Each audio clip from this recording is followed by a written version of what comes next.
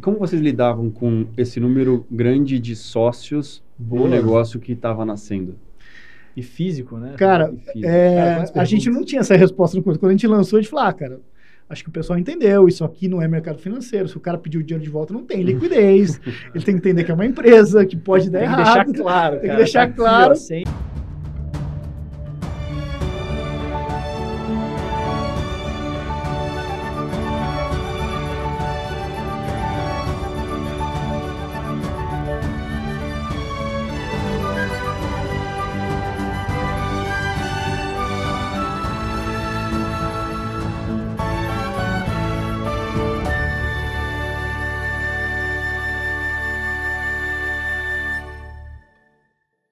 Fala, líder! Aqui é seu host, Luiz Guilherme Prioli, do Acendendo as Luzes, o podcast do FLSP. Para quem não conhece, o Instituto de Formação de Líderes de São Paulo é uma associação voluntária, independente e suprapartidária, ou seja, nos guiamos por princípios e não por partidos. O Instituto tem o objetivo de formar com excelência líderes protagonistas guiados por 3 valores: vida, liberdade e propriedade. Para isso, nós utilizamos a metodologia do hexágono da liderança, desenvolvendo nossos associados em 6 pilares: integridade, vitalidade, relacionamento, antevisão, comunicação e, por fim, conquista de resultados. Para você que deseja se tornar um líder completo, tem entre 25 e 35 anos, mora em São Paulo, siga nossa rede social, @IFLSP, para você ficar por dentro do nosso processo seletivo, que acontece 2 vezes ao ano. Né? E também do nosso fórum, que acontece anualmente, e esse ano acontecerá no dia 1º de setembro, aqui em São Paulo. Mais informações em breve, mas se você seguir a nossa página no Instagram, você vai ficar por dentro disso e não vai perder a pré-venda. E comigo aqui como co-host do Instituto temos Wagner Nunes, que é Prospect no FL São Paulo e sócio-diretor comercial da Messen Investimentos, escritório de assessoria de investimentos para famílias e empresas. E o nosso convidado especial aqui à direita, Pedro Silveira, que é co-founder e CEO da Upon Global Capital. E Pedro é chairman da Alife Nino, holding que controla as marcas Nino Cucina, Tatu Bola, Boa Praça, Porto Luna e entre outros lugares que você provavelmente já deve ter ido. E ex-CEO da XP International. Pedro, agradecer demais sua presença aqui, por ter aceitado esse convite de vir trocar uma ideia. E eu acho que a sua carreira, cara, ela é assim, nada convencional, né? Você fez bastante coisa, passou por muitos business diferentes. E eu queria entender um pouco, cara, de como que você se criou, assim, como que foi acumulando toda essa experiência de empreendedorismo, né? Como esse, vamos dizer assim, multi-empreendedor em negócios tão diferentes. Bem, primeiro, obrigado pelo convite, é um prazer estar aqui com vocês. É nosso. É muito bacana a iniciativa de vocês e muito sucesso, né? Cara, quando a gente começa a pensar um pouco, olhando para trás, como começou, que caminho a gente seguiu... Dá para ligar os pontos, né? Assim, você pode até ligar os pontos, mas foi tudo muito, cara, acontecendo etapa a etapa, né? Eu acho que a minha formação e o meu principal negócio sempre foi o mercado financeiro. Então, eu comecei como estagiário no mercado financeiro e fui crescendo, né? Comecei numa corretora chamada Liquidez, tive passagem por alguns bancos, mas voltei para a Liquidez. E na Liquidez, que é uma corretora, né, que tinha um sócio muito famoso, que é o Arnaldo César Coelho, quem assiste futebol, né, conhece bem, né, comentarista da Rede Globo por muitos anos, né, árbitro que apitou final de Copa do Mundo. Eu comecei numa mesa internacional deles. Então, eu sempre tive muito, dentro do mercado financeiro, esse viés de atender clientes internacionais, de vender o Brasil para esses clientes, de promover o Brasil, né? Você começou lá como analista, assim, Cara, comecei como um broker de mesa, né? Ou seja, um comercial, né? Para atender os clientes internacionais. Rapidamente me destaquei, virei gerente da mesa, isso em 2004, 2005. O que você acha que te destacou lá? Eu acho que a minha veia comercial, né, a minha facilidade de estabelecer bons relacionamentos, o meu conhecimento de mercado, saber vender, saber me aproximar, tá no lugar certo na hora certa também. Tem hora que você precisa de um pouco, né, de estar ali na hora certa, num movimento que aconteceu ali, de um gerente sair e você tá pronto para assumir também uma cadeira. Exato. Né, essas coisas. O preparo acompanha a sorte. Né? O preparo acompanha a sorte. E eu acho que esse ponto foi um principal ali na hora para eu virar já esse gerente ali. E E acho que os resultados também, né? Eu era já dentro da mesa dos membros da Members, alguém que já me vinha me destacando, entregando bons resultados, né? Crescendo cada vez mais a carteira de clientes, crescendo o número de operações. E rapidamente a mesa virou até a melhor mesa, né? Primeiro da corretora, depois uma das principais mesas de mercado, né? De atendimento a esses clientes institucionais. Pô, parabéns, hein? Foi bem legal. Isso me credenciou a virar sócio ali do Arnaldo, dos outros sócios, né? Um reconhecimento super importante na época. Pô, demais. Em quanto tempo você virou sócio lá? Cara, eu acho que em 3 anos, talvez. Eu acho que de 2004 que eu comecei para valer na volta dos bancos ali, acho que em 2007 eu já estava de sócio, né? Legal. Então foi né, o Arnaldo ofereceu um pedaço da corretora para a gente, né, ter a opção de comprar, então foi bem bacana. E dali várias coisas foram acontecendo, né? Acabou que todo dono de corretora ele tinha, né, um pedaço, né, através das cartas, né, da BMF e da Bovespa. Então, em 2007 veio o IPO de BMF e Bovespa. Que virou um evento de liquidez. Que virou um evento de liquidez grande para os corretores, para os donos das corretoras. E o Arnaldo, como sócio majoritário, ali decidiu, né, que se tivesse, né, um caminho, né, ele se aposentaria. Ele venderia a corretora. E a gente acabou trazendo um dos clientes internacionais, que era uma das maiores corretoras do planeta na época, corretora institucional, não ligada ao varejo, que a gente vai falar daqui a pouco, né, de corretoras ligadas ao varejo. E a BGC veio e comprou a liquidez, né? Sendo a primeira corretora internacional a entrar no Brasil. Olha só, então você foi a aquisição da primeira corretora internacional. Exato. E aí já te puxaram de novo, assim. E daí começou, né, aumentou ainda mais minha exposição. Como eu era o único sócio que tinha toda a ligação com o internacional, ligação com os clientes, naturalmente eu fui a pessoa escolhida para ir para Nova York pela corretora. Olha só. E em 2009, né, logo depois de aprovações de Banco Central, etc., né, da conclusão do processo de venda mesmo da corretora, da liquidez para a BGC, eu fui para Nova York. Mudei para Nova York, assumi alguns dos negócios da corretora de produtos internacionais, né, voltado para o Brasil e para a América Latina, principalmente para a Latam. E fomos crescendo, né? Eu, meu sócio, o Fabizak, que está comigo até hoje, que era parte do time da mesa, a gente foi crescendo o negócio, cara, muito. Viramos, né, ali a principal corretora, uma das principais mesas do planeta da corretora. Chegamos a ser top 3 dos resultados da corretora. E eles estão quão grande eles são? Eles estavam em 22 países, 20 mil funcionários. Nossa! Né? Então era um broker global. Assim. Exato. Era um broker global do mundo inteiro, cara, atendendo clientes institucionais e a gente se destacando, cara, como uma das principais linhas de receita desses caras. Nossa. Né? Então isso projetou demais a gente, né? Tanto internamente como, né, no mercado, porque a gente já tinha, obviamente, bastante conhecimento no mercado. E dali, né, como a gente cresceu demais o negócio, em algum momento, né, tinha um negócio no Brasil e os sócios que tinham ficado no Brasil, natural, que fossem saído com o tempo, né, que fossem trocando alguns sócios, eu fui convidado para assumir de volta a corretora no Brasil. Né? Isso em que ano? Isso em 2012 para 2013, né?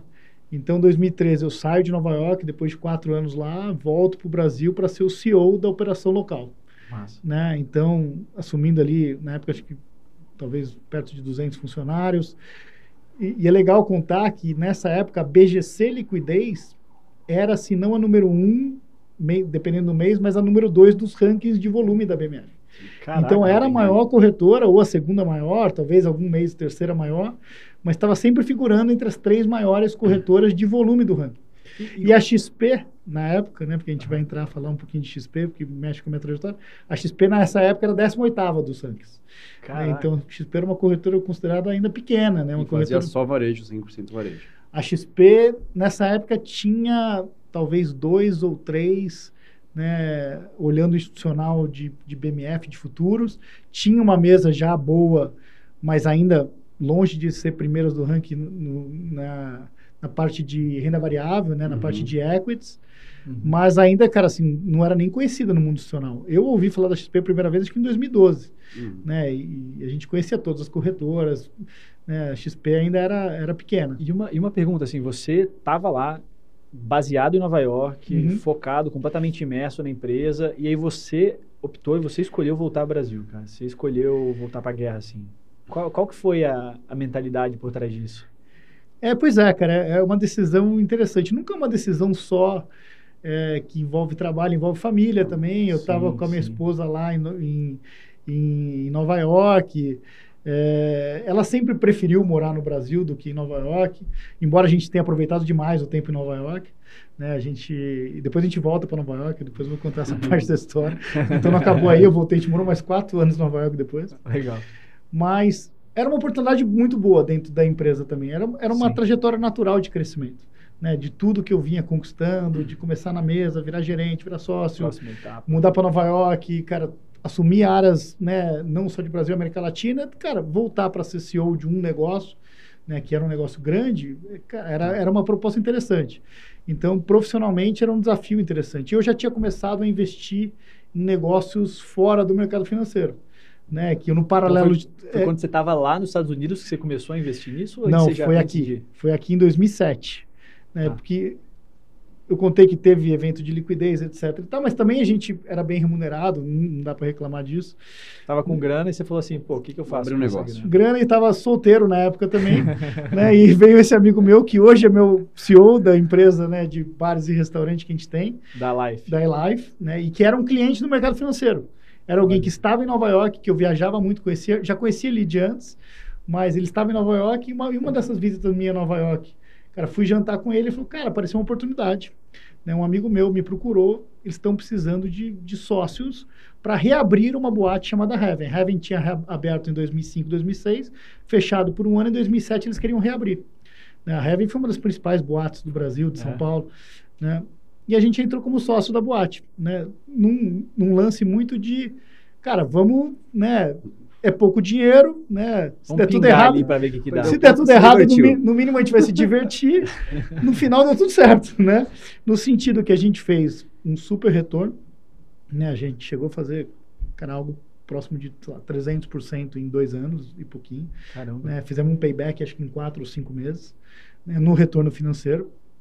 A Heaven ajudou muito a gente, e eu principalmente que estava aqui no Brasil, o Alessandro vinha de vez em quando de Nova York, mas na projeção comercial, eu era um cara comercial de corretor, então você ter um lugar para... Você tinha um lugar para levar as pessoas... Um lugar para levar as pessoas, que é meu, né, que as pessoas queriam ir, que era difícil de entrar, né, que era difícil de entrar, filas enormes, cara, então você tinha esse acesso, né, era, né, os principais sócios ali, então isso foi muito legal essa experiência. E da Heaven nasceu a nossa visão de... Consumo, basicamente. De realmente fazer a primeira empreitada, né? Acho que o primeiro movimento de empreendedorismo da nossa vida, o resto, por mais que a gente estivesse empreendendo dentro de um negócio que você era sócio, né? Eu tinha um sócio majoritário que era o Arnaldo, então assim, cara, a Heaven, cara, veio um negócio trazido pra gente era investidor e tal... A iLife foi nosso empreendimento, foi nossa empreitada, minha e do Alessandro. Porque um dia a gente olhou para o negócio e a gente falou, cara, esse mercado ele é muito informal e ele é muito não profissional. Né?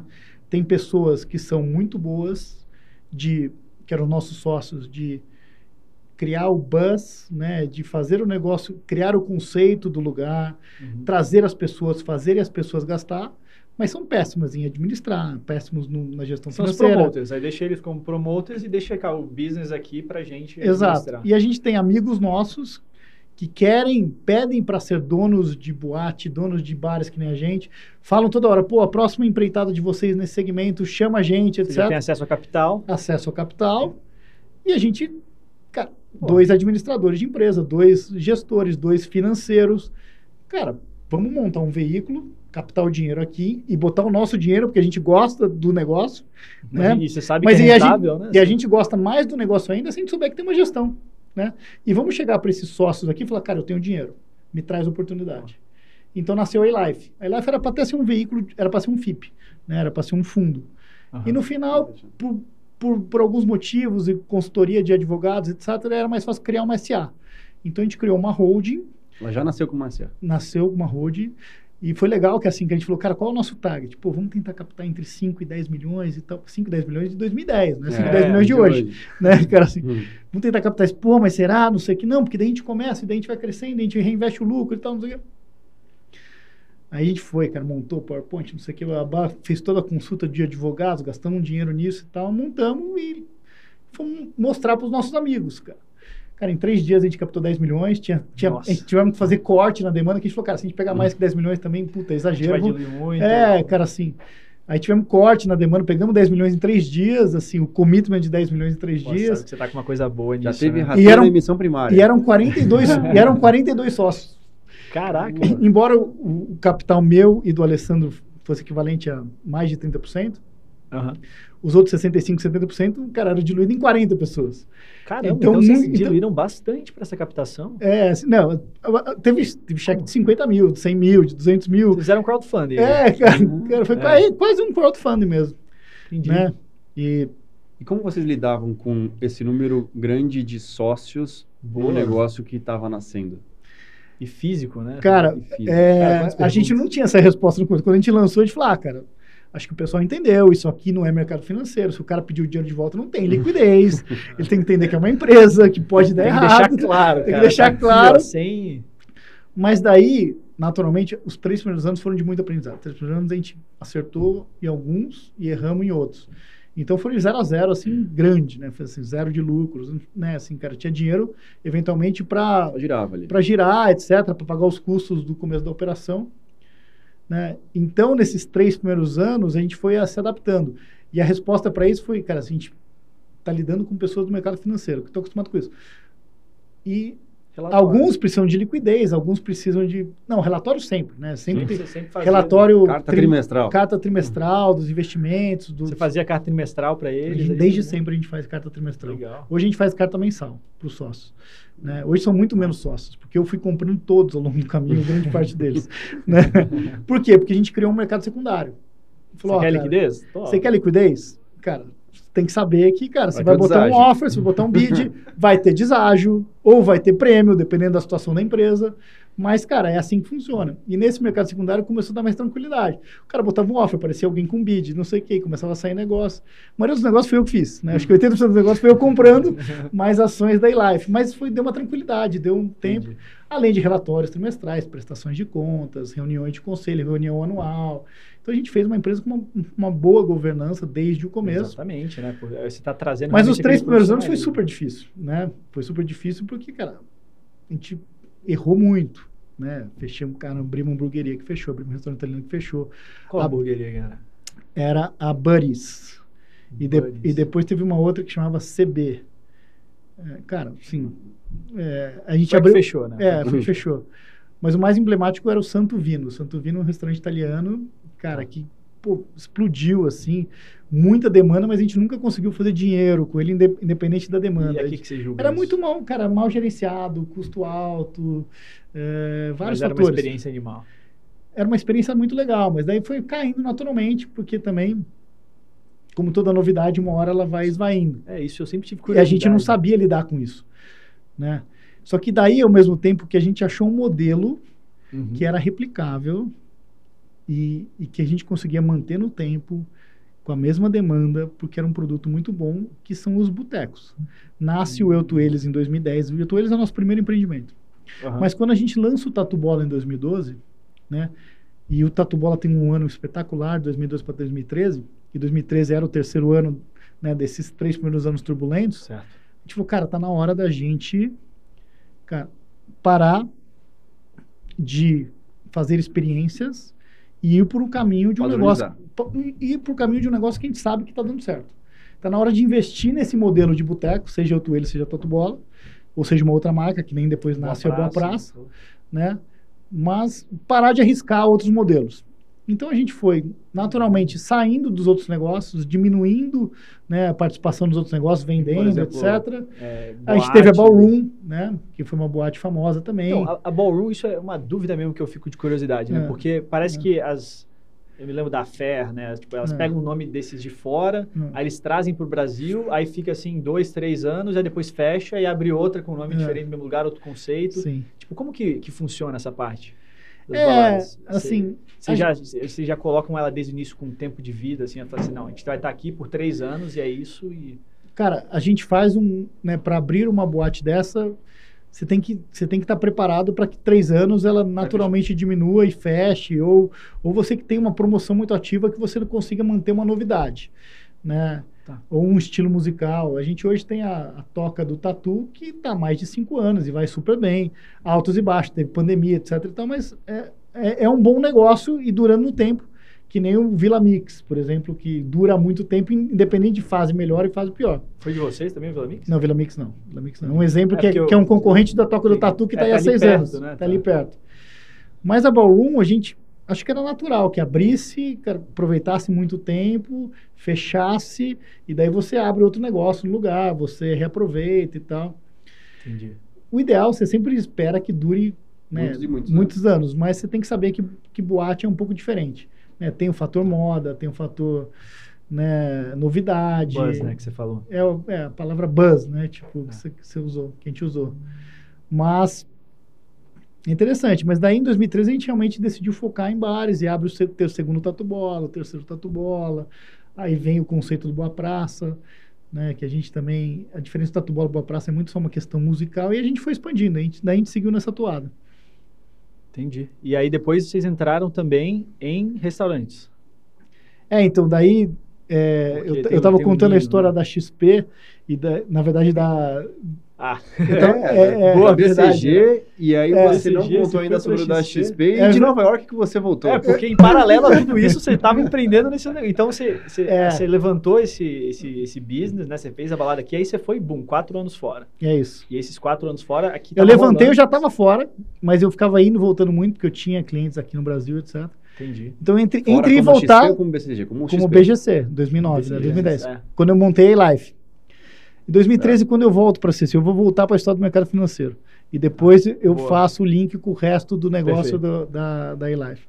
Em 2013, quando eu volto para o Brasil, como CEO da maior corretora do Brasil, né, eu conheci o Guilherme, conheci a turma da XP, fui me aprofundar mais no caso. Estava em 18º lugar. Né? Eu tinha a missão, inclusive, né, eu era membro da diretoria da BGC e tinha a missão do CEO de crescer o negócio aqui. Não só aqui no Brasil, mas na América do Sul. E quando fui perguntado como crescer o negócio aqui, naturalmente eu falei, tem um negócio acontecendo no Brasil que parece que tem um futuro absurdo, que é as corretoras de varejo. Principalmente tem um modelo que é a XP, eles já fizeram uma rodada de captação de private equity, parece um negócio muito interessante. Né? Daí expliquei a tese da XP para eles, etc., que é a tese que, cara, no mundo inteiro... Né, as pessoas investem através de corretoras, através de especialistas de investimento. Né, os bancos, né, têm um papel secundário nisso. Né, Charles Schwab era um monstro que era lá fora. Né? Então, dentro dessa tese, o Brasil só tinha, na época, 0,5% da custódia de investimento deles nas corretoras, fora dos bancos. Certo. Então, parecia que tinha um mercado a disruptar. Né? E dado que o que a XP vendia era realmente uma melhora de serviço, melhora de taxas, melhora de oferta de produtos. Né? Legal. Então isso me encantou demais. Antes de começar as conversas com o Guilherme, com o Carlão, né? e com os outros ali, com o Júlio Capa. E você apresentou isso para o pessoal da BCG? E como uma oportunidade no Brasil. E eles vamos fazer igual, né? Vamos fazer parecido, vamos comprar alguém. Né? Não dava para comprar a XP, porque a XP já tinha alguns investimentos. Mas, né, olhamos outras corretoras, inclusive, mas a questão é que não vingou, porque no final, a corretora no mundo inteiro é uma corretora institucional, não fazia varejo em lugar nenhum do mundo. Vai começar fazendo varejo no Brasil, até a análise de risco é diferente, né, assim, era um negócio mais complicado para um gringo sentado em Londres entender, né, que a sede da empresa era em Londres. Aí ao mesmo tempo, fui conhecendo melhor o Guilherme, um dia a gente saiu para jantar, para bater papo, e o Guilherme falou, cara, olha só, você foi, né, um sócio da BGC, da Liquidez, hoje você é executivo de uma multinacional. Cara, em vez de você, né, tentar crescer um negócio aí, por que você não vem com a sua expertise de mundo internacional, de mundo institucional, coisa que a gente não tem aqui na XP? Por que você não vem para cá e empreende com a gente? Cara, pode ser. E daí a gente, obviamente, que não foi assim do dia para a noite, levou alguns meses de bate-papo, de entender projeto, de não sei o quê. E eu tinha ainda ações da BGC, acabei trocando todas elas por ações da XP. entro na XP em 2014. Como que acontece essa troca? É uma essa coisa é uma muito dúvida. curiosa, assim. Como que acontece essa troca? Cara, negociação, né? Negociação. Eu tenho tanto, equivalente a tanto, me dá tanto desse negócio aqui. Então eles têm que, tipo, te dar o equivalente a isso em termos de equity para conseguir te trazer. Foi assim que a gente negociou. Entendi. Na BGC você abriu mão. Na BGC eu abri mão. Tá. Aí você tem que deixar para trás, né? E eles te dão um valor aqui. Entendi. Equivalente. E o equivalente, né, na XP e uma aposta, né? Uma aposta num negócio que era pequeno ainda, né? Num valor super baixo. Tinha, né, o modelo de preço dos sócios, que os sócios negociavam. Comprei um pedaço, né, da XP, né, nesse negócio. No final, Entendi. ganhei um pedaço e comprei um pedaço. Acabei fazendo Mix dos dois? um mix dos dois e entrei ali como um dos principais sócios, né? Um dos sócios controladores. Já na entrada. Entre os 5, 6 maiores sócios Não do era grupo. fácil pegar o executivo da multinacional ali, não. Pô, isso aí, tipo, você quer virar... Se a empresa ela quer subir de nível, cara, você tem que atrair essas outras pessoas talentos, não tem jeito. E ali entrei como um dos principais sócios, diretor executivo do grupo desde sempre, fui diretor executivo todo o tempo, né? Um dos sócios controladores, né? Assim, o que queria dizer isso, né? Na verdade, assim, um deal do Itaú precisava de assinatura de alguns sócios para acontecer quando a gente vendeu. Eu era um dos 7 da XP que assinou o deal do Itaú, né? Coisas assim, né? Então, são coisas interessantes, são coisas legais, legais de vivenciar, né? É um deal desse tamanho ainda, cara. Foi um deal enorme, né? Foi Dá um pra deal... contar a história já quando a gente conseguir chegar nessa parte. Cara, assim, é muita história, né? Cara, é uma história, que nem eu tava te falando antes, né, pô, é um perfil muito peculiar, assim, esse perfil de você ir passando por várias dessas partes, enquanto ao mesmo tempo você tem toda essa história de liderança, de empreendedorismo, pô, de captação. Eu gostaria mesmo de aprofundar em vários desses temas, né? Sim. Porque, assim, até antes, agora na XP, né, você chegou lá, você foi formar a equipe depois, como que foi essa liderança que você executou lá dentro? Essa é uma ótima pergunta, porque eu cheguei na XP, tinha as mesas de futuros institucional, né, que deviam ter 3 ou 4 pessoas, e no internacional também, né, em Miami tinham 3 ou 4 pessoas. Certo. E daí o desafio era ser a maior do Brasil, né, naquilo, competir com a BGC, né, no institucional, né, naquela empresa que tinha 200 funcionários ali fazendo uma coisa que aqueles 3 ou 4 faziam. E a gente foi fazendo. Né, a gente foi construindo o time, as bordinhas ali. A gente foi trazendo receita, né, e a gente foi crescendo o negócio. E quanto mais você crescia, mais, né, os próprios sócios falavam, cara, tá dando certo, acelera, contrata mais. Aí você tinha todo o trabalho de hunting das pessoas, então, cara, achei uma mesa de opções que é fantástica dessa empresa aqui, cara, conversei com os caras, eles topam vir. Vamos gastar um dinheiro nisso? Vamos. Aí ia trazendo um time, traz outro. E aí você pegava o time inteiro dos outros caras para vir com você? Ou comprava uma parte da empresa? Você fazia negociação direta com as pessoas? Era caso a caso. Caso a caso. A maioria dos casos foi trazer times de outros lugares, né? Rendeu até alguns processos, né? Muita gente cobrava. Eles processam por isso mesmo, cara? Porque você tá pegando a equipe deles? Teve um caso mais emblemático que sim. Né? Mas, na verdade... Cara, foi super fair, super no jogo. Então, assim, cara... Mas é normal, assim, são reações naturais de concorrência. Mas é que a história é legal, né? Mas eu não posso falar muito disso aqui. Mas, sim, teve um caso que sim, mas, cara, né, no final acabou se resolvendo. Mas a gente foi contratando muita gente. Né? Nossa. Trouxemos um time grande de 8, daí trouxemos um grande time de 20, daí trouxemos lá fora 2 times de 10, daí não sei o quê. E você vai trazendo receita, trazendo times, trazendo expertise, que sozinho dificilmente você faria. E montando negócio, montando estrutura, montando back-office, montando, né, os sistemas, né, investindo. E como você se dividia pessoalmente entre esse cargo de CEO da XP internacional e de, enfim, institucional, e ainda sócio majoritário que tocava uma rede de bares e restaurantes? Eu nunca tive nenhuma função executiva na rede, no bares e restaurantes. E continua assim até hoje. O Alessandro, que era da Merrill Lynch, que saiu da Merrill Lynch e fundamos a empresa junto, e ele já começa a empresa como CEO e eu como presidente do conselho, cara, tomando... decisões estratégicas. Eu tinha um pacto com ele que todo investimento, desinvestimento, a gente tinha que decidir junto. Ou seja, vamos abrir um bar novo. Quanto vai custar? Não sei o que. faz. Né? Mas eu tinha que aprovar. E continua assim até hoje. Eu sou hoje presidente do conselho da empresa, né? Legal contar que depois a XP vira minha sócia lá. A XP investiu na Life? O Private Equity. Eles botaram 100 milhões em 2021. Legal. Mas a minha dedicação era 100% da XP. Na verdade, era 110, 120% da XP. Porque, cara, assim, foram anos de muito trabalho, de muita... E, assim, eu até brinco, assim, foram anos difíceis, assim, na vida pessoal, assim, porque 2018, 2019, eu faço 104 pernas São Paulo, Nova York, pra você ter uma ideia. Caraca. Então, era uma ponte aérea. Minha ponte aérea é São Paulo, Nova York. Então, cada 3 dias...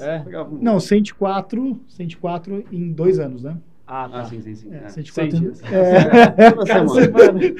Vai no domingo à noite e volta na sexta. É isso. Eu fazia isso praticamente, cara, toda semana.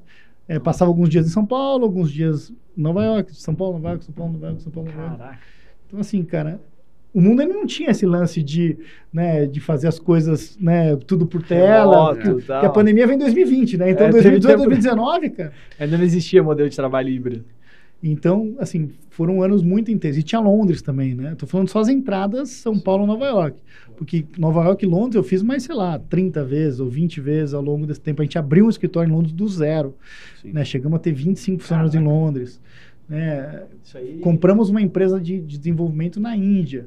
Chegamos a ter... Fui para a Índia. Chegamos a ter 80 funcionários na Índia. Né? E assim, Caraca, que da hora. Fora Nova York e Miami. Miami era uma operação mais de varejo. E o meu mundo, por mais que eu fosse o CEO responsável por tudo que acontecia fora do Brasil, o varejo tinha uma troca muito grande com o varejo do Brasil. Então, tinha uma relação mais canal. Mas eu era o CEO, eu tinha que estar presente em Miami, eventualmente, também. Então, uma vez por mês, eu descia um dia para Miami. Cara, assim, era bastante tempo no avião, assim, cara. Bastante tempo, muita viagem. Puxado. Mas você só consegue isso com um time muito bom, com pessoas muito boas à sua volta, dando corda, né, confiando nelas, sem centralizar a decisão, né? Descentralizar isso. Descentralizar a decisão e confiando demais nas pessoas e não tem outro jeito, né? Você sozinho você não consegue. Então, e com processos, né? Processos de controle, processos de meta para cada um do time, né? Que foi fundamental também para a organização da XP e para o crescimento da XP, através da Falcone, né, que é muito conhecida. Exato. Então, acho que é isso, assim, não tem... E obviamente, cara, o Guilherme sempre falava isso muito, cara, acertou, acelera. Errou, estopa curto, né, cara, assim, errou, cara, puta, não tá dando certo, para, né? Então, cara, a gente também errou, né, dentro da XP, mesmo nesse crescimento. Cara, trocamos times, né? Tudo isso que você fala, assim, exala velocidade, né? Porque, vocês conseguirem fazer isso aí, tanta coisa, internacionalmente, contratando de 10 em 8, quase que isso são emanezinhos pequenininhos de áreas que você vai comprando aí, pegando, trazendo para dentro. A gente cresceu demais o negócio, eu acho que é velocidade, é o que você falou. Mas qual o maior desafio, assim, que você teve em termos de gestão, assim, de liderança, para segurar esse malabarismo, cara? Porque... eu sinto que deve ter aquele tópico ali que você fala assim, cara, isso foi foda. Tipo, fazer assimilação dessas outras culturas, não sei. Eu acho que esse é um ponto super interessante. Porque em Nova York, a gente tinha times de todos os jeitos, né? E a gente chegou a montar até um time que era um time de operações na Ásia, né?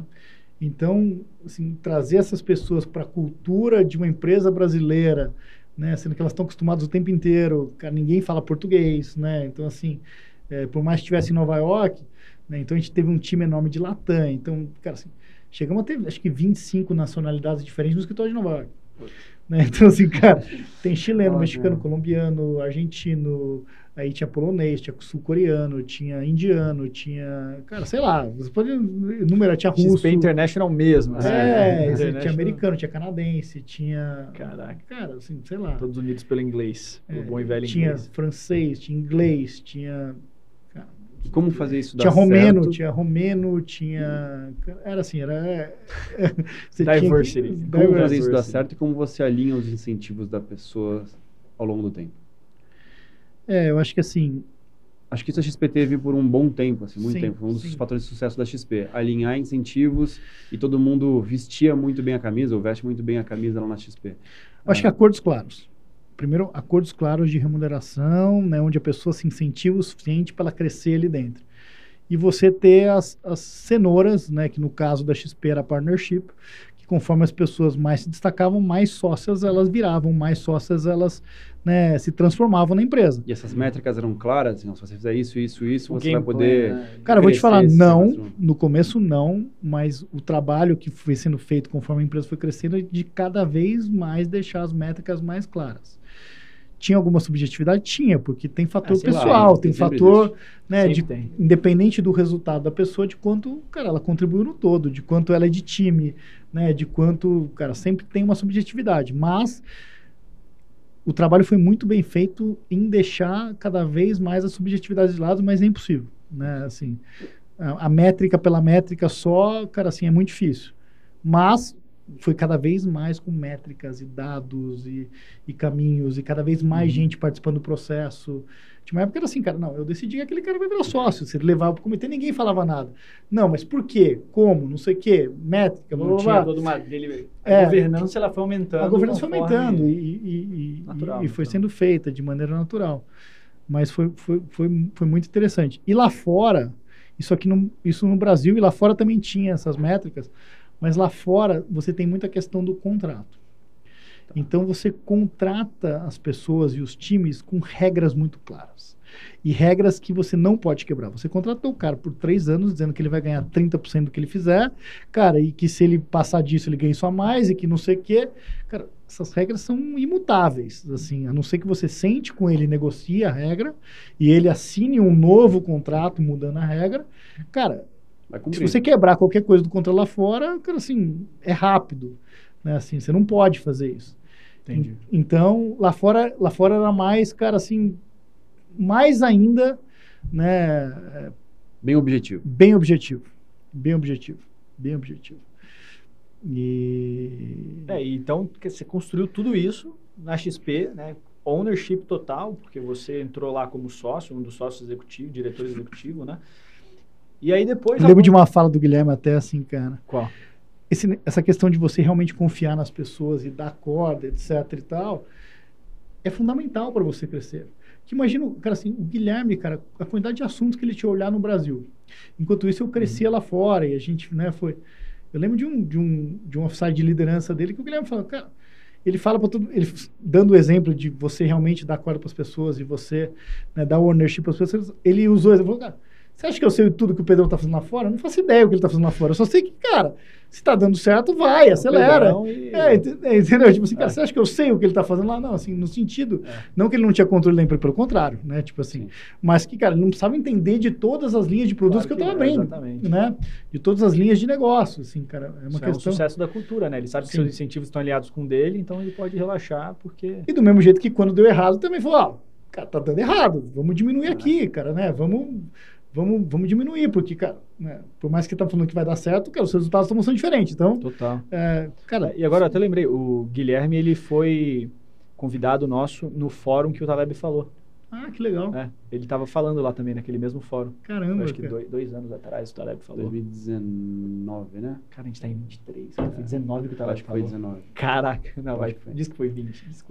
Acho que 20 nem teve. O tempo passou tanto assim. A gente teve todos os anos. 20 já foi a pandemia. Cara. 20 foi pandemia. Vocês Caraca, foi 19. Foi online? Foi online. Acho que foi... foi 100% online, o outro foi híbrido. E aí depois a gente já voltou para o presencial. E a sua saída da XP?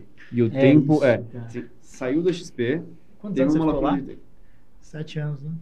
Foi no Itaú, foi no IPO, foi no meio termo, foi depois... Cara, então, né, em 2018, eu voltei para XP, entrei na XP em 2014, em 2016 eu vou para Nova York, então assumo a base CEO da operação internacional em 2016, embora continuasse com o head institucional do Brasil, né? Então ficava nessa idas e vindas, né? Muitas idas e vindas, 18, 19 intensifica isso, né? E 19 foi o ano que a gente começou a preparar para o IPO, né? Então, eu como estava em Nova York, acabei né, ajudando em vários aspectos, né? Muito próximo do IPO.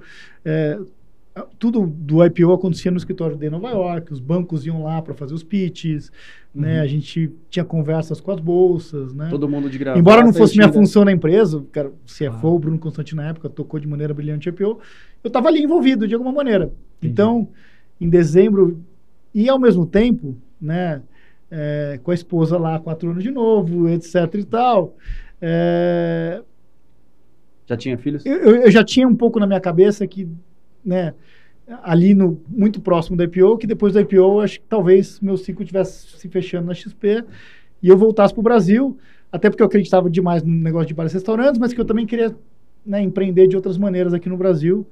Né? Já tinha uma filha, que também tinha esse fator. Minha esposa não queria ter um segundo filho lá em Nova York. Cara, a primeira filha, a gente já morava em Nova York, né? E ela voltou para o Brasil para ter o filho, então isso também...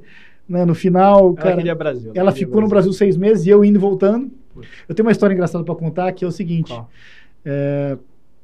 Quando ela estava comigo em Nova York, 16, 17, engravidou em 17, e ela falou, começo de dezembro eu vou voltar pro Brasil e não volto mais para Nova York, porque, né, minha filha vai nascer provavelmente final de janeiro. Você não queria teu filho lá nos Estados Unidos? Vocês não pensaram nisso? Não, ela não queria de nenhum, cara. Assim, cidadania americana ali? Cara, então, eu sempre falei, cara, mas e a cidadania americana? Ela falou, minha médica e não acabou. Não tem discussão. Não negocio. Não tem, mas assim, isso não passou nem um segundo na cabeça dela. E quem manda é ela, então assim, eu nunca nem botei pra discussão, cara. Assim. Embora de vez em quando eu faço, puta, imagina que legal, tem a cidadania americana. Não, cara, esquece. Eu abri mão de green card, cara, porque minha família tinha toda ido pra lá, né? Mas, cara, eu queria Brasil mesmo, não tem jeito. Mas daí eu falei, você volta começo de dezembro, eu vou ficar indo e voltando. Cara, dia 15 de janeiro eu volto pro Brasil e, só volto para Nova York em março. Já combinei tudo aqui, já avisei todo mundo e tal, não sei o quê. E voltei dia 15 de janeiro. Aí, dia 20 de janeiro, eu pisco um e-mail. Pedro, o Mr. Bloomberg tá te convidando para um jantar na casa dele. O jantar é dia 2 de fevereiro. Caralho, e agora, né? Vamos conversar. Falei, não. Mr. Bloomberg. Eu falei, cara, respondi. Confirmado, né? Tipo assim, depois eu vejo como que eu vou fazer. Cara, confirmado, não sei o quê. E daí minha filha nasce no dia 26. Eu não falo nada pra minha esposa, não queria deixar ela estressada antes do nascimento, né? Aí... Você falou, tem uma viagem pro interior aqui de São Paulo, isso aqui é... o que eu fiz? Eu esperei chegar em casa e tal, claro. Né? E vi que a babá deu certo, e foi tudo bem, etc. E daí eu falei, então, cara, assim... olha isso aqui, o que eu faço, não sei o quê. E, cara, fui, né? Não tinha jeito, né? E daí, mas foi super numa boa. Mas assim, eu saí do Brasil no dia 1, pousei lá dia 2, voltei dia 3 à noite. Né? E daí fiquei no Brasil. Mas não tinha como recusar, né? Assim, na casa, um jantar, era para 14 pessoas. O Ken Griffin da Citadel estava no jantar. Caraca. Então, era eu, os convidados eram eu, Ken Griffin, o número 2 da Point 72, que é o cara, que é o braço direito do Steve Cohen. E daí tinha outras pessoas da Bloomberg, tinha o editor da Bloomberg News, né, não sei o quê. Então, assim, cara, já tá para 15 pessoas. Né, e era com as esposas, então eu não levei a esposa, eu expliquei o motivo, né, não dá. Mas foi interessante. Caraca. A gente estava comentando sobre o processo de saída. Então, o processo de saída. Eu falei disso por causa disso. Mas daí, em 2018, 2019, minha esposa ficou um tempo no Brasil, depois ela voltou para Nova York com a minha filha, mas não queria ter um segundo filho em Nova York, etc. E daí, quando eu estava indo para o processo de IPO, a minha decisão foi, cara, passar da IPO, né? Quando virar o ano, eu vou anunciar que eu estou voltando para o Brasil e que, cara, meu processo encerrou. E foi isso, cara, foi super leve, foi super tranquilo. Cara, né, o IPO foi dia 11 de dezembro, né, dia 20 de janeiro. Aí no começo de janeiro, toda a diretoria tinha uma viagem para a China, eu acabei não indo, né, até por isso, né, tipo, né. E quando eles voltaram da China, que era até a história do Covid, porque o Covid começa ali, né? Nossa. Né, que até falou, será que o pessoal da XP... Voltou, Então, dia 20 de janeiro eu peço para sair e foi uma saída natural. Fui saindo, fiquei ainda 3 meses fazendo uma transição ali, etc. Mas daí já começou o Covid, né? E a minha saída era uma saída assim, falou, cara, o primeiro ano saiu eu e meu sócio, Fábio Isaac, que é meu sócio hoje na Alpum, que é a nossa asset que a gente lançou depois da saída. Mas na saída, a nossa ideia era assim, há um ano viajando, cara. Vamos para o Vale do Silício conhecer, vamos para Israel, vamos para a China, vamos entender de tecnologia. Absorver conhecimento. Absorver conhecimento. Cara, o mundo fechou, né? Então não viaja para lugar nenhum. Vamos para a praia, né? Esperar o Covid passar. Virou um sabático mesmo ali. Virou um sabático mesmo. Mas daí, cara, como teve a saída e a gente, né, começou a ficar em casa, falou, cara, vamos fazer alguma coisa. Não dá para ficar aqui, cara, não sei o quê. Embora a gente tivesse todos os outros investimentos, a gente não tinha uma organização disso. Então, a gente falou, cara, vamos organizar a vida, né? Aí sentamos, montamos uma estrutura para acompanhamento das investidas, né? Hoje a gente tem uma head, que era da Falcone, que trabalhou com a gente na XP, que é a Flávia. É como se ela fosse a CEO do nosso private equity, porque a gente tem vários investimentos, o principal deles é a iLife, né, de bares e restaurantes. Então, a Flávia, hoje, ela olha, cara, todos os investimentos, ela entra nas empresas, ela faz o acompanhamento. E, ao mesmo tempo, a gente falou, vamos criar um veículo, né, de um negócio que a gente acredita, né, no mercado, para investir o nosso dinheiro, mas também para investir, cara, assim, para captar, para ser o nosso novo negócio no mercado financeiro. Qual que era a tese, assim, da Upon, quando vocês fundaram ela, assim, o que vocês falaram? Que eu quero que isso seja? A gente queria lançar um produto no Brasil que desse acesso a todo mundo que quisesse investir, mas que fosse um produto que diversificasse, né, o retorno e diversificasse o investimento das pessoas, né, investindo lá fora. Eu sempre achei que os brasileiros, cara, comparado com o mundo inteiro, muito presos, nunca tiveram a alocação que eles precisariam ter fora do Brasil, né? O brasileiro, cara, ele não mede o risco dele. Ele tem empresa no Brasil, um emprego no Brasil, ele pega o dinheiro e compra um título do Brasil, compra uma empresa brasileira e não investe lá fora. Assim, o mercado lá fora é gigantesco. Se você vai olhar as alocações globais, o Brasil, cara, oscila entre 1% e 2% das alocações globais. Então, eu queria ter o meu dinheiro aqui no Brasil, né? Embora eu tenha dinheiro lá fora também, mas o meu dinheiro aqui no Brasil, eu queria que ele não tivesse só o risco Brasil. O risco Brasil eu já corro na minha empresa, nos meus empreendimentos, etc. Eu queria que ele, né, tivesse um veículo multimercado de acesso a todo mundo que diversificasse, que pegasse esse dinheiro e investisse lá fora, né, com gestores super capacitados, né, porque as pessoas acham, né, que ela tá doente, ela vai no médico, ela tá com uma dor de dente, ela vai no dentista, cara, sempre procurando os especialistas. E na hora de investir, ela acha que ela sabe investir sozinha, né? Isso é um grande erro, né, cara? Assim, então, o assessor de investimento tá aqui para isso. Né? O assessor de investimento é essa figura. E a mesma coisa, quando você chega no assessor, você achar que você pode mexer com esse dinheiro sozinho. Cara, tem gestores. Tudo bem que ele cobra uma taxa, mas os gestores fizeram isso a vida inteira. Né? Gestores são super gabaritados para mexer com o seu dinheiro. É por isso que o fundo é um super veículo. Então, eu falei, cara, eu vou montar um time que vai tocar o dinheiro para mim. Né? Então, eu trouxe, cara, o Thiago Melzer, que é o meu sócio, que é o CIO do fundo, e daí tem um grupo de gestores embaixo dele fantástico. Certo. Mas o Thiago Melzer, ele tem a mesma idade que eu, então a gente é amigo de mercado financeiro desde 2004, né? Desde 2004, 2005. Mas eu falo que o Thiago Melzer é o brasileiro que fez a melhor carreira em bancos estrangeiros que eu conheço, disparado. Ele começa no Santander como estagiário do Roberto Campos, atual presidente do Banco Central, e fica ali no Santander há 5, 6 anos do braço direito do Roberto Campos, né? Tesouraria comandada pelo Mário Toroz, do Ibiúna, que é um super outro nome, aquele timaço do Santander. Em 2007 ele é convidado para ir para o Morgan Stanley, aqui no Brasil, para assumir uma área de opções e montar as áreas de opções. Ele se formou no ITA, o Thiago Melzer, é importante falar. E daí ele fica 1 ano em São Paulo, se destaca e é convidado para mudar para Nova York. Em Nova York, ele já entra no banco com 27 anos de idade como Managing Director, que é o diretor executivo. Entrou como MD. Cara, ele eu era até recentemente, eu não sei como é que está o Morgan Stanley nos últimos anos, ele era o Managing Director mais novo da história do Morgan Stanley. Né? Alguém que virou MD mais novo da história do Morgan Stanley. E aos 30 anos, não satisfeito, né? Ele é promovido para Head Global de Trading de Opções do banco. Então, ele vira, com 30 anos de idade, o Head Global mais novo da história do banco. Né? Sai de Nova York, vai para Londres, fica 10 anos nessa cadeira, né? Como Head Global de Opções do banco, né? Fazendo um resultado anual para o banco de mais de $1 bilhão. Né? Resultado. Ele e o time dele. Né? Time em todas as geografias. Né? A última coisa que ele olhava era o Brasil. Ele tinha book na Ásia, na Austrália, Cara, Singapura, Londres, como você Paris. Qual foi a sua estratégia para trazer um cara desse? Cara, assim, empreender, você ser dono do seu próprio negócio. A vida de executivo de banco estrangeiro também é muito, cara, complicada. E conforme foi passando o tempo, crise de 2008 e etc., né, Dodd-Frank lá fora, cada vez mais, quanto mais você cresce, mais engessado, mais burocracia. Essa vida cansa. Por mais que você seja bem remunerado para isso, etc., essa vida, ela cansa. Né? Então, foi um convencimento de muita confiança entre as partes, porque a gente, né, a gente foi sempre muito amigo desde sempre, mas 2018, 2019 a gente ficou ainda mais, porque ele volta para Nova York em 2017, né? E eu estava lá, né, em Nova York.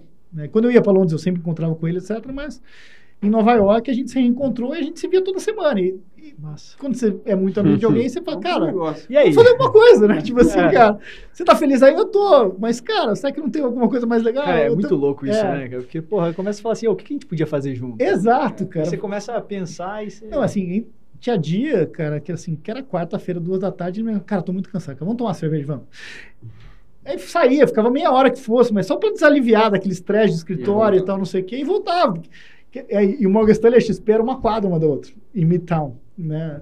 Então, assim, era muito fácil a gente se encontrar. Então, veio disso. Veio baseado no que eu acreditava, né? Como um bom produto para os brasileiros aqui de Vescari. Trend muito importante. Eu achava que era um super produto, mas também eu acreditava demais na figura do Thiago, dele montar time, da gente junto montar um negócio.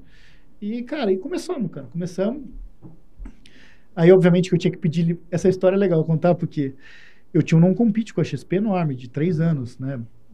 A Itaú tinha que liberar, a General Atlantic, que era o private equity. Pediu o waiver deles aí.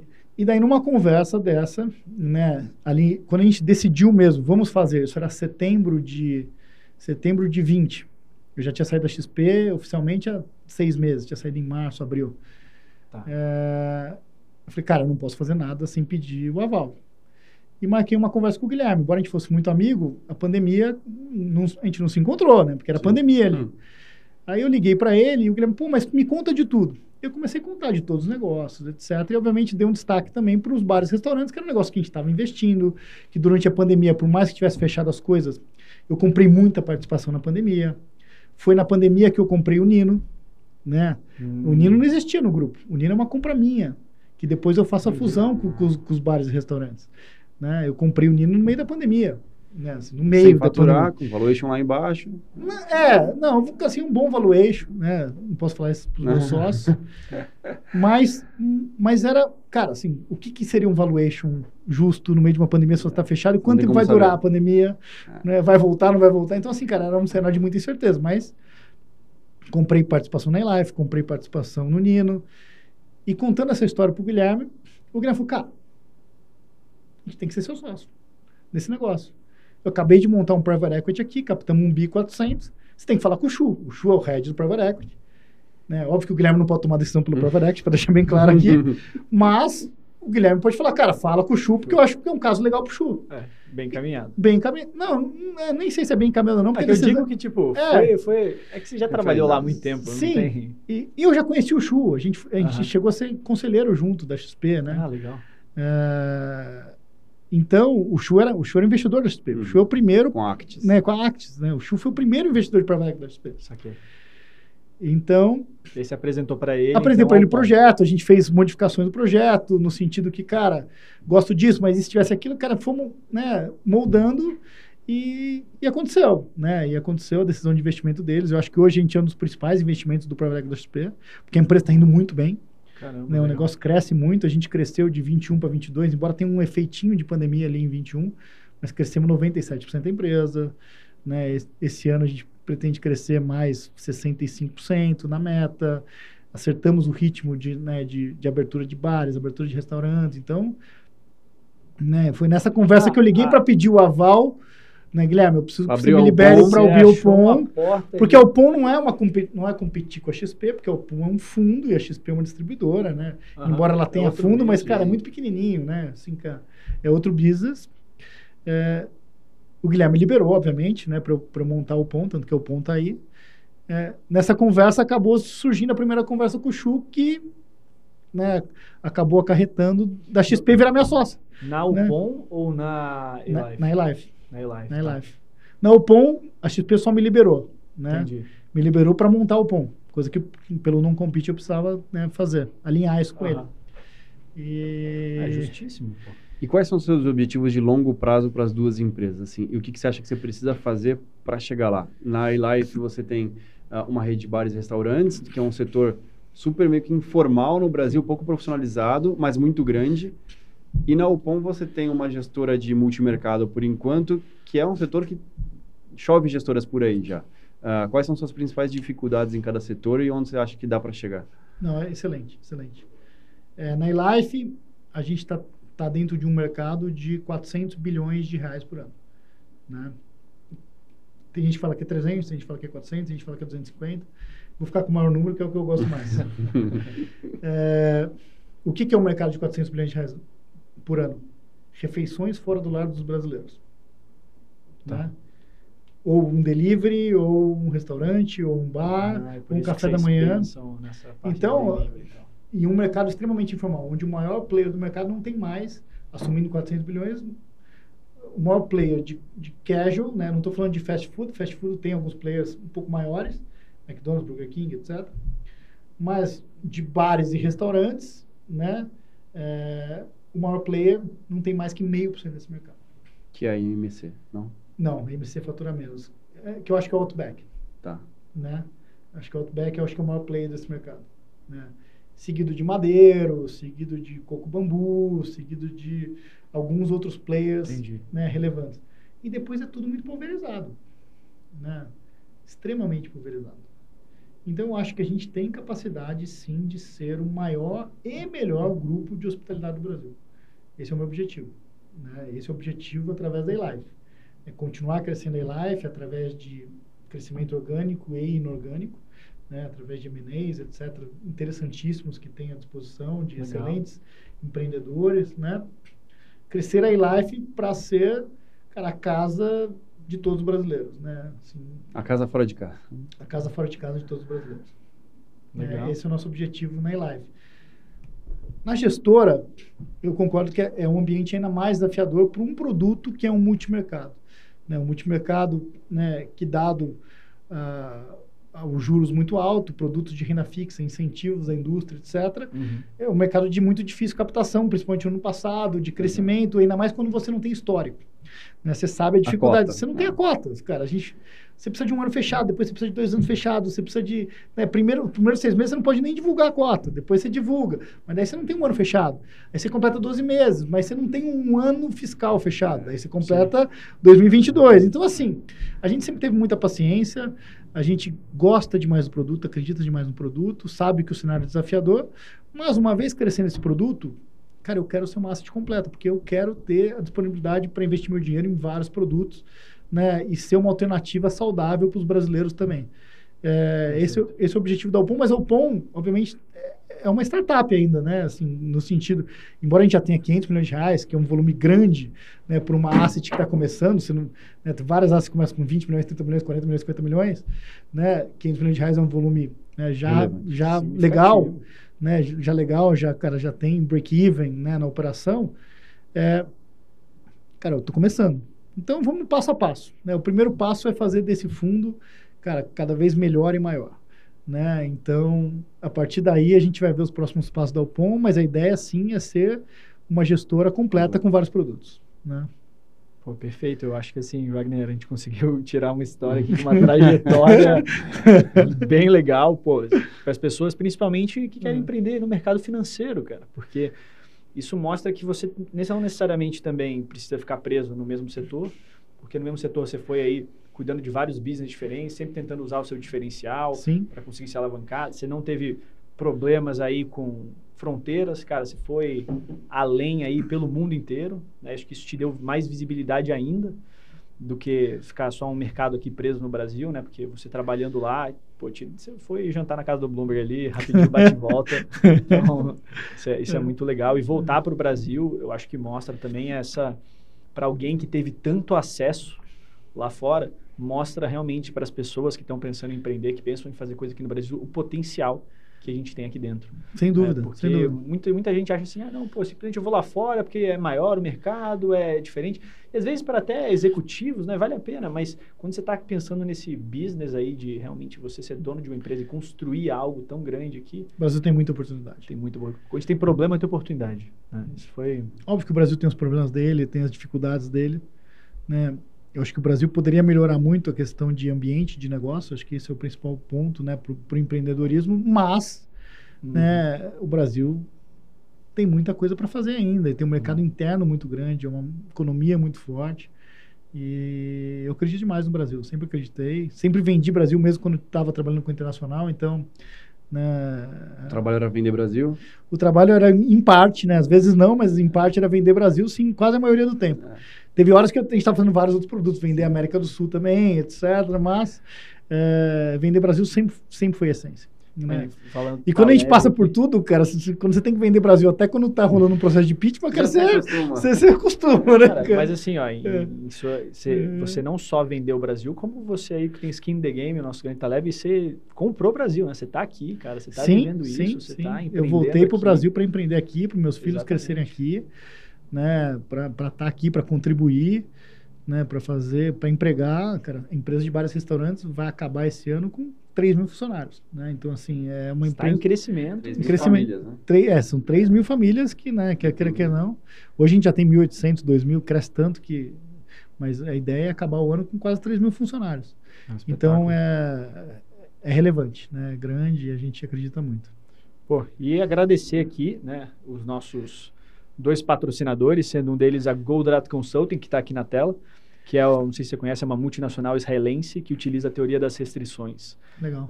Que basicamente, eles identificam, né, para o crescimento de uma empresa, quais são as constraints, né, Theory of Constraints, principais para o crescimento e como você aborda elas para você não ter os gargalos, pelo que eu entendo. Né? Então, eles ajudam clientes nessa consultoria a competir melhor através de geração de valor e excelência operacional.